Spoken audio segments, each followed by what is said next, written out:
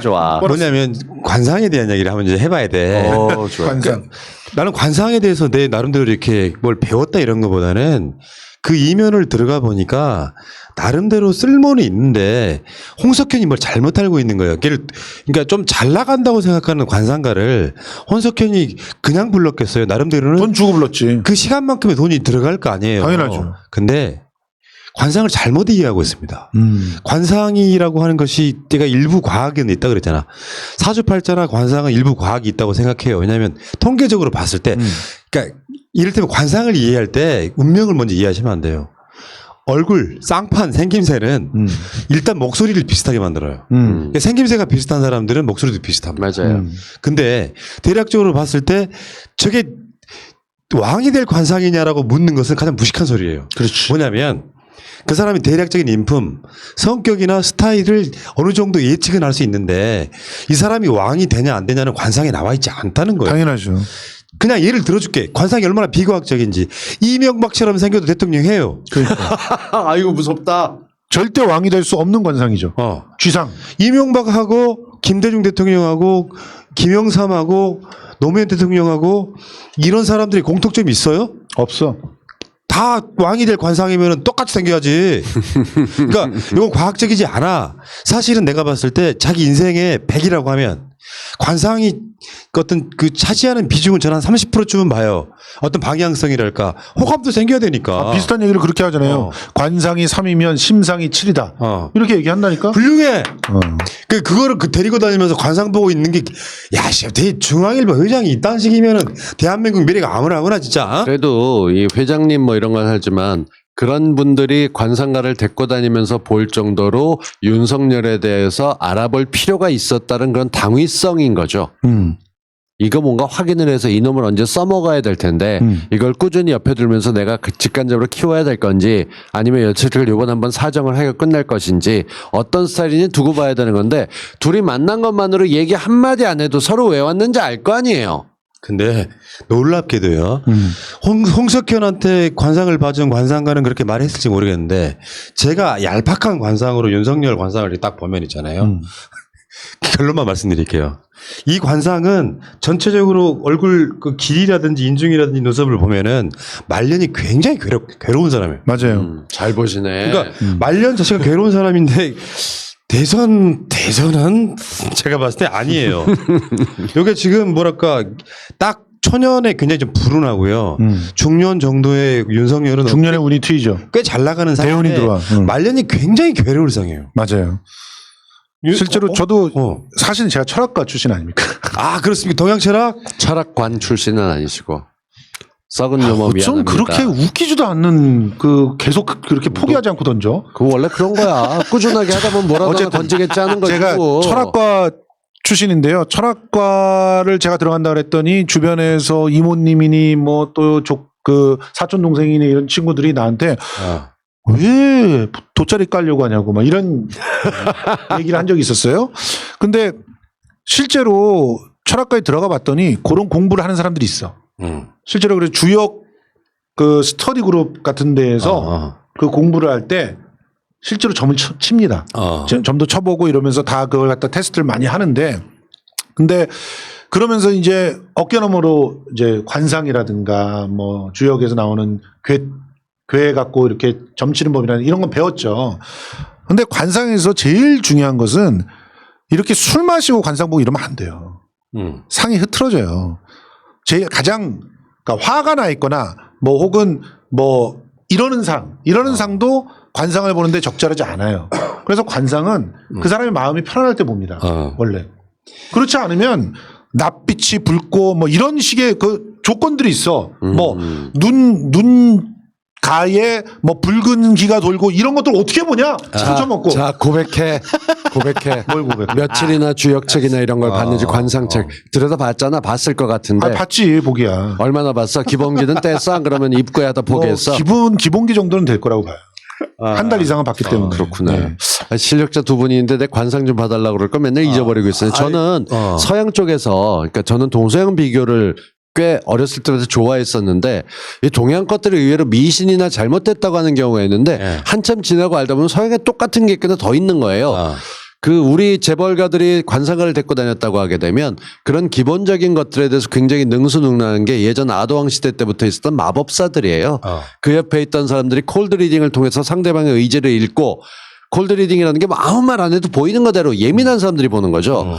거기다가 마이크로 익스프레션은 드라마를 통해서 꽤 많이 알려졌는데 미세하게 본인이 감추지 못하는 그런 것에 대해서 꼭 장비를 달아야만 거짓말 측정하는 것처럼 되는 게 아니라 정말 눈이 좋거나 감이 좋거나 예민한 사람들은 그 미세한 변을 알아내는 걸 하는 거죠. 이런 것들을 동원해서 하는 게 요즘은 FBI에도 들어가 있어요. 그런 걸 눈치채는 법들이. 그 마이크로 익스프레션 같은 경우는 특히 많이 잘 사용해서 소설을 썼던 사람이 그 누구야? 그 탐정 셜록 홈즈를 갖다 만들었던 코넌 도일이 그거를 이용해 가지고 굉장히 많이 그 사실은 말이 안 되는 건데 그 동기를 설명을 막 하는 거야. 그리고 내가 어디서 그 사람의 어떤 심리를 갖다 포착했다라고 하는 것을 그 사람이 어떤 행동을 하고 어떤 그 표정을 짓고 어떤 버릇을 갖고 있다 이걸 갖다 읽어내면서 그런 추리들을 갖다 많이 이용했는데 어쨌든 지금 관상은 그런 거하고는 조금 다르지만 일단 기본적으로 행동이나 동작들을 많이 하게 되면 그것이 표정을 만들고 인상을 만들죠. 그래서 그런 부분들이 결국은 이제 그 통계적으로 이제 배우게 되는 그런 그러니까 여기서 놓치면 안 되는 게 홍석현이 점술가를 데리고 왔어 뭐 관상가를 데리고 왔어 웃기는 이러고 깔깔깔 웃을 게 아니라 그 사람은 점술가나 자기 관상가를 대동해야 될 만큼 윤석열이 중요한 사람이었다는 거예요. 그렇죠. 윤석열을 알아야만 됐고 그걸 위해서 자신의 비장의 카드를 데리고 왔고 그게 그 술집 주인에 노출되는 거를 막지 않았고 한참 지난 후에 공개가 되긴 했지만 윤석열을 알아둬야 될 필요가 있었던데 그 알아둬야 될 필요가 있던 날이 하필이면 삼성바이오로직스가 고발된 날이었고 맞아요. 비가 추적 오는 날에 거기까지 찾아가서 술 먹은 윤석열을 보면서 홍석현이 어떤 결론을 내는지 모르지만 저는 결과적으로 결론을 놓고 어떻게 보면 내는지 알아요. 그래요? 결과를 지금 놓고 보면 모든 언론이 윤석열을 커버해 줬어요. 자 보세요. 결론을 어떻게 내렸느냐. 기분 좋다. 그러면서 술집 주인한테 7만 원 나왔는데 20만 원을 줬어요. 그러면 자기가 원하는 걸 얻고 간 겁니다. 그러니까 예를 들어서 쇼를 할 사람들은 아니니까. 당연하죠. 그러니까 여기서 궁금증이 하나 생기는 건 그런 거 아니에요? 역대 검찰총장들도 그렇게 만났거나 구워 삶았을까? 그럴 가능성도 이럴 호기심. 아니면은 대개 검찰총장들 그래도 이거 조심해서 안 만났을까? 윤석열만 만났을까? 이런 궁금증도 있고요. 저는 윤석열은 그땐 검찰총장도 아니었지만 제 생각은 이래요. 그러니까 이미 총장 되기 전에 다 가서 인사를 올렸겠지. 잘 좀 부탁드립니다. 같은 집안끼리들 해먹었으니까. 그렇지. 근데 윤석열 정도 되면 저건 검찰총장을 차세대 저걸 찍어서 해야 돼?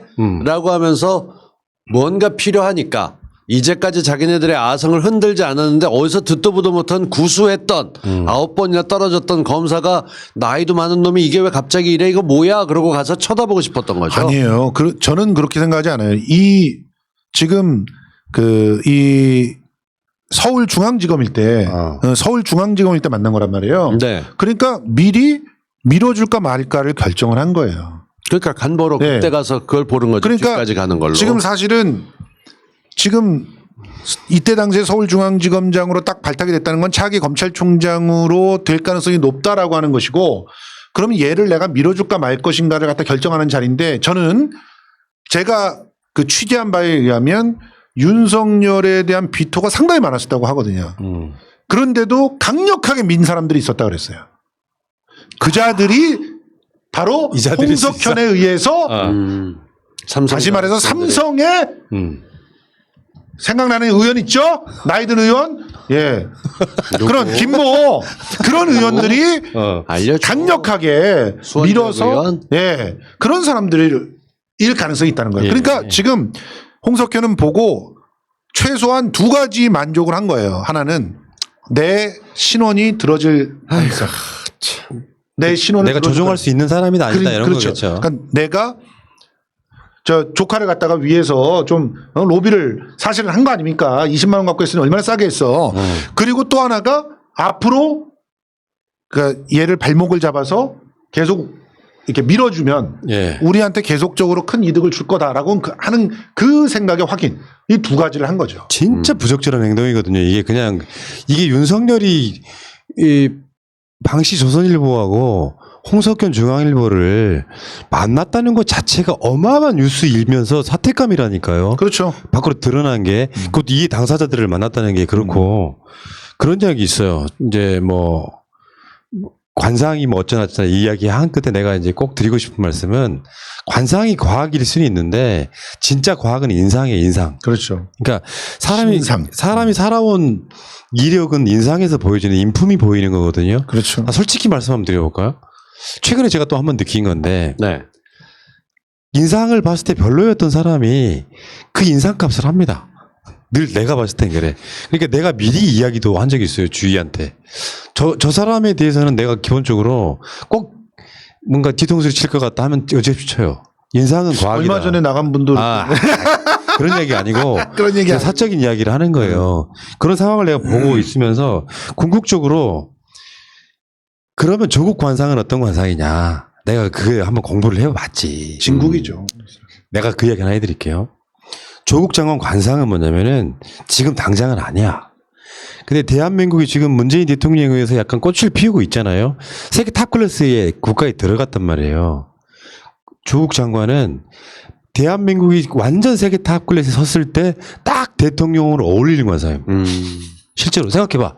조국처럼 생긴 사람이 대한민국의 대통령이라고 생각해봐. 얼굴 뭐 순으로. 또 그런 식으로 진짜야, 진짜야. 아니 저는 오늘도 얼굴 얘기를 사실은 제가 김문수 얘기라다 얼굴 얘기까지 딴 방송에서 했는데 네. 김문수가 경기도지사 있을 때 자주 봤었습니다. 몇 번. 이 일하느라고. 그때만 해도 대단히 정상적으로 보였었어요. 잠깐 인사하고 넘어갔으니까. 그랬는데 엊그저께 그 내가 3번 국회의원 했어라고 소리 질렀을 때 얼굴을 보면서 정말 사람이 왜 저렇게 망가졌나 라는 얘기를 듣는 걸 보면서 진짜 사람 나이 먹어가면 얼굴 책임져야 된다는데 그러다가 요즘은 제가 거울 보면서 전 요즘 인상 좋아졌던 소리를 들어요. 그 전까지 사실 50평생 살면서 맨날 싸나워 보인다는 소리 했었어요. 무섭다는 소리만 들었었는데 잘 살아야겠다는 생각을 요즘 이런 사람들 보면서 그러니까 전보다 훨씬 더 여유롭게 뭐하고 표정을 좋게 짓는 게 아니라 그 상에 묻어나는 얼굴들이 있어요. 나이 들어가면서 정말 저렇게 될까봐 겁나는 얼굴들. 참. 그러면서 조국은 얼굴은 뭐. 아무튼 뭐 이 차명진이라든가 뭐 민경욱이라든가 이런 사람들을 보면은 관상이 과학이라는 생각이 들죠. 그렇지만 맞아. 아니, 정말 그렇지만 얼평할 처진 아닌데 제가 그거는 정말 전적으로 공감하게 돼요. 그 사람들이 학생 운동을 할 때 민경욱은 그렇게 산 적이 없어. 그러니까 애초부터 그 상은 틀렸어. 그렇지만 차명진이라든가 김문수라든가 이런 인간들이 노동 운동을 하고 학생 운동을 할 때는 그 상이 굉장히 투명하고 맑았어요. 그러니까 아까 인상 얘기하셨지만 저는 심상이라고 얘기하는 게 마음이 고스란히 얼굴에 드러나 보입니다. 그러니 그 심상 자체를 제대로 읽어내는 그런 어떤 그 훈련들을 해야 되지 않겠어요? 또. 그 역사는 있잖아요. 정반합으로 이루어지면서 끊임없이 그런 업이 쌓인다고들 해요. 예. 그러니까 말하자면은 역사나 팔자가 조국이라고 하는 사람을 그냥 쓸 거면 이런 식의 권한을 안 줬다. 그러니까 굳이 말하자면 이게 팔자라고 한다면 훗날 귀하게 쓰이려고 고난의 시간을 줬다라고 해석하면 돼요. 예. 난 그게 운명론을 잘 받아들이는 자세라고 봅니다. 그러니까 치열하게 싸워서 이기면 그게 결국에는 자기 스스로의 진짜 인생의 스펙이 되는 거고 그 스펙을 통해서 자기 꿈을 실현할 수도 저는 있다고 보는 게 앞으로 대한민국은요. 권력을 위해서 대통령이 되고 국회의원이 되는 자리가 아닐 거예요. 아니어야 되죠, 진짜. 그러니까 사회 공익을 위해서 뭔가 내 재능을 발현해서 사회 구성원들이 그것을 받아주는 시대가 돼야 됩니다. 맞아요. 김은수 따위가 난 삼선 의원인데라고 아직도 그 짓 하고 다니는 거는 다른 시대라는 뜻을 말씀드리고 싶은 거고요. 권한을 준 만큼 그래서 그 사람의 어떤 그런 그 긍정적인 스펙이 쌓이는 만큼 그 사람이 사회에 귀히 쓰인다라고 생각하는 그 부분이 우리가 말하는 진짜 의미의 팔자다. 맞아요. 저는 그렇게 보는 겁니다. 저 오늘 저 댓글 중에서 진짜 빵 터졌던 댓글이 있었는데 네. 하나 소개할까요? 네. 김문수는 절대 코로나에 걸리지 않는답니다. 왜요? 김문순대. 순대는 코로나에 걸리지 않는다. 아이, 못 살아. 야. 아니, 저는 살면서 사실 저희 아버지 살아계실 때 웬만하면 법원 근처도 가지 말고 소송 근처도 가지 말라라고 얘기하셨었어요. 근데 돌아가시고 한 달 지나고 사건에 휘말리고 난 다음에 그게 저한테는 정말 참을 수 없는 모욕이었어요. 다시 떠오르기 싫은 순간이었고 앞으로 그럴 일이 없을 거다 그랬는데 요즘은 나와서 그 귀중한 경험으로 경찰 조사부터 대법까지 갔다 오고 나니까 조국 재판의 법률 전문가도 아닌데 이렇게 쉽게 설명이 된다. 모든 게 다 보이고 정말 그러니까 이럴 거라고는 상상을 못했던 일들이거든요. 합력해서 선을 이룬다는 말씀이 그 말씀이에요. 참 모든 경험들은 다 내 삶에 있어서 앞길을 열어주는 경험이 됩니다. 자, 우리가 여기 보너스 시간이니까 그러면은 마지막 질문 하나 해볼게요. 네. 앞으로 10년 후에 어떻게 살고 싶어요? 10년 후에 뜬금없는 질문 같은데 오늘 질문과 맥락이 비슷해. 어떻게 살고 싶어요? 10년 후에. 10년 후에 푸나민처럼 언론 재벌이 좀 되고 싶어요. 그때 은퇴할 나이 아니야? 들 이제? 아니야. 난 아들이 그때 아직 15이 얘는 더 일해야 돼요. 아, 그렇구나. 언론 재벌이 되고 싶어요? 언론 재벌. 아니, 언론 재벌은 내가 하는 소리. 18살이네. 18살. 아니, 윤석열을 부를 수 있을 정도의 언론 재벌이 돼야지. 뭐 방가든 홍가든. 언론 재벌. 저는 10년 지났을 땐 좀 편안하게 나이 먹어서 지금보다 살도 좀 오르고 그냥 그 도움이 되는 삶을 살는데 아마도 서울은 아닐 것 같고 어떤 지역에서든 뭐 목포도 좋고 그런 데서 바닷가 같은 데서 살 것 같아요. 그냥 조용히 동네에서 소일거리 하면서 이런저런 사람들 좀 만나면서 그렇게 있을 것 같은 느낌이 들어요. 그렇게 되길 원하고 그러려면 뭐가 돼야 되냐면은요. 일단 다음 대선에서 우리가 이겨야 되고 그치. 2번은 더 이겨야 10년이거든요. 그치. 그렇죠. 그러니까 2번 더 이기고 나서 지금 한 번은 사실은 불안해서 아마도 다음 대선은 우리가 이길 게 확실해요. 누가 됐건. 이기고 2년 지나고 나면 또 시끄럽겠지. 그때부터. 그럼 그때까지 그 다음 대선까지는 어떻게든 뭘 하겠다 할 때 동련해 주겠지만 그때 되면은 그야말로 환갑 넘었을 텐데 지금 뭐 7순 넘고 8순 가까우신 양반들이 활약하는 거 보면 젊게 하겠지만 그때 가서는 이런 거 좀 안 하고 뭐 푸나님 근처 어디 살고 있겠지 뭐 편안하게 하면서 푸나님 열심히 하고 있을 때 내려와 놀러 와 뭐 이런 얘기 해가면서 하지 않을까. 그렇게 살기를 원해요. 푸나님은? 사실 진짜로 나는 그게 권력 지향성이 없어요. 실제로. 말하자면 예를 들어서 무슨 정당 공관위원장 하라고 연락이 왔었디다. 깜짝 놀랐어요. 시대가 아무리 그렇다고 쳐도 난 전혀 그런 거 안 하고 싶거든. 그러니까 권력 지향적이진 않아. 진짜 대통령이 될 기회가 있어서 나는 안 할 거예요. 그 자체의 흥미를 안 느껴. 난 재밌어야 일을 해. 근데 진짜 하고 싶은 일은 딱 이 일도 아니에요. 뭐예요? 연애 진짜 상담? 농사 짓고 싶어. 농사? 그러니까 아마 문재인 대통령이 그런 취향일 거라고 난 말하고 싶은 거거든요. 대통령이 그러니까 사회적 어떤 그 요구에 의해서 대통령까지 불려 나왔는데 끝나고 나면 다시 한번 돌아가고 싶은 거예요. 나 어렸을 때 시골에 살면서 이 방학 되면 시골 내려갔다가 서울 올라오면서 내가 나이 먹으면 고향 내려가서 농사 지어야지 했던 그 꿈이 수십 년 이렇게 미뤄져 있는 상태. 그게 문재인 대통령과 약간 비슷해요. 그러면 10년 후에 저한테 넘겨주세요. 이 언론 재벌. 얼마든지 콜. 황희두도 야, 그럼 우리 둘 다 꿈이 이루어지는 거야. 그런 거야. 그러네. 그렇잖아. 아니 10년 후에 새날을 넘어서 생각을 못해? 아니 새날이 지금 대재벌이 돼 있을 텐데. 저는 문재인 대통령 보면 그 예전에 2012년 대선 떨어지고 히말라야 트레킹하고 그다음에 농사하면서 안에서 그렇게 있었던 거 가족들끼리 있었던 내용들을 보다 보면 그러니까 몸이 분주해지면 머리가 아프거나 복잡한 걸 많이 잊어요. 그 전까지 대통령이 되기 결심할 때까지 문재인 대통령 상황을 보면 가장 친한 친구가 DJ에 이어서 대통령이 됐는데 그러고 회전문 인사라 그러면서 그 정부의 주요 요직을 꿰찼다고 하지만 사실 예상만큼 이루지 못했어요. 맞죠. 내가 지금 이걸 해야 돼 말아야 돼 갈등하고 싶은데 안 하고 싶은 게 개인이긴 한데 대한민국을 위해서 해야만 되는 상황인데 그래서 나섰는데 도와주는 사람 없이 떨어졌어. 근데 그 다음에 또 해야 되냐 말아야 되니까 머리 복잡하니까 정말 그 두 탁시를 끌고 탁재형 탁현민 끌고 고생하면서 히말라야 갔다 돌아오고 다시 도전해서 이렇게 이뤄냈어요. 이러면 끝나고 농사 짓고 싶은 거, 내려가고 싶은 거. 근데도 정말 김정숙 여사 사진 3년 전 거 꺼내서 마스크 턱에 썼다라고 하는 국민일보 같은 미디어가 있는데 저걸 잡아 족쳐야 되냐 하는데 우리 진보 사람들은 또 놓고 앉아서 이 정보 뭐하고 앉았냐. 뻑하면 맨날 그 소리만 해요. 하고 싶으면 싹 쓸어버리고 싶겠지. 근데 그걸 민주적인 절차로 해나가는 과정이고 지금 여기 해야 될 거는 사법개혁 진짜 정치검찰들 쫓아내는 깃틀 잡는 거 아니에요. 그까지 하게 되면 다행이다인데 한쪽에선 코로나 갖고 지금 이 난리를 치니까 오늘 요번 주 들어서 계속 화내는 걸 보는 게 대통령께서 그러셨잖아요. 정말 기적 같은 방역을 만들어냈는데 한순간의 방심으로 이걸 모든 물거품으로 만들 수 없다라고 얘기를 했어요. 네, 네. 이런 말을 귀담아 알겠습니다. 들어야죠. 지금 댓글창에 농사 아무나 하는 게 아니라 아이고 그러는데 푸나님을 모르는구나 전혀.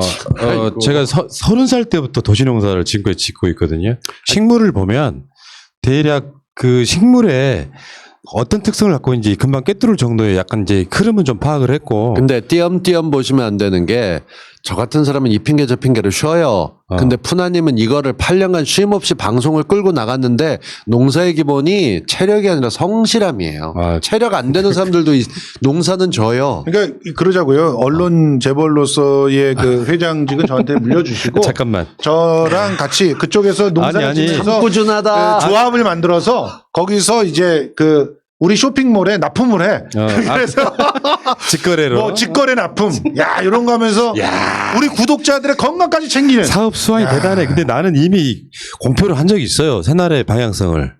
내가 정확히 어떻게 설명을 했냐면 이번에 정권 연장하고 그 다음에 정권 연장을 한 번 더 하고 6개월을 연퇴하게 되었어. 오케이. 그러니까 시간상 뭐 타임 테이블로 보면 딱 7년밖에 안 남았어. 7년. 야, 딱 7년 후에 제가 너무 나이가 몇인가? 너무 진짜 행복하게 이 아니, 7년을 갖다 버틸 수 있게 생겼어. 사실은 이 자리를 황희도한테 물려주겠다고 생각을 하고 있었는데. 국회의원 돼야 돼. 아 그럴까? 그럼. 그럼 황희도 국회의원 그쯤에 하면 재선 좀 하고 있겠네. 그러니까. 근데 황희도 매기는 거잖아 이게. 왜? 본인 안 하고 싶었는데. 근데 국회의원 안 하고 싶어 한다고? 근데 사람들이 하다 보면 나이 먹다 보면 어떨 땐 해야 될 때가 있어요. 일이 주어져서 하는 거지. 예. 몰라요. 저는 지금 이렇게 나와서 앉아 있는 게 그러니까 제가 뭐 인생을 계획하고 산 적이 별로 없어요.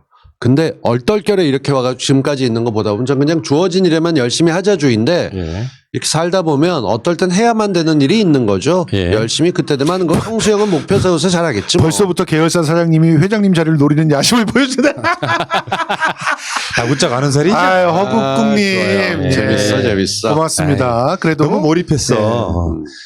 그 채널은 물려주고 말고 대상이 될 수가 없는 게 주인이 바뀌면서 안 보고는 안 듣거든요. 여보세요. 왜?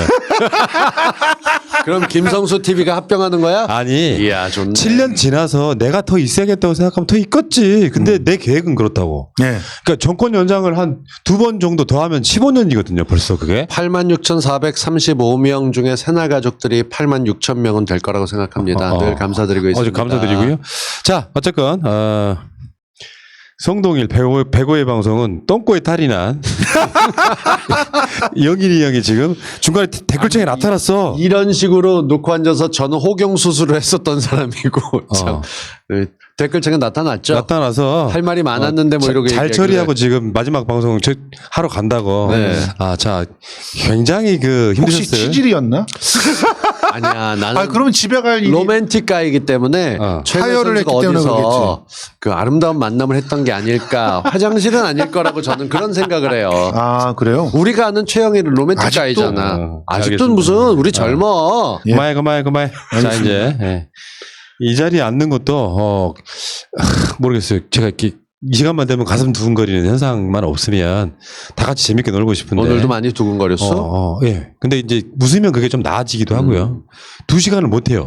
그러니까 앞에 낮 방송 2시간에 이 에너지 다 쏟아버리면 저녁 방송에 막 너무 힘들어가지고 몸을 만들기 위해서 쉬는 거죠. 그래도 목요일 날은 우리랑 놉시다. 노는 거 재밌어. 일단 봐서. 네.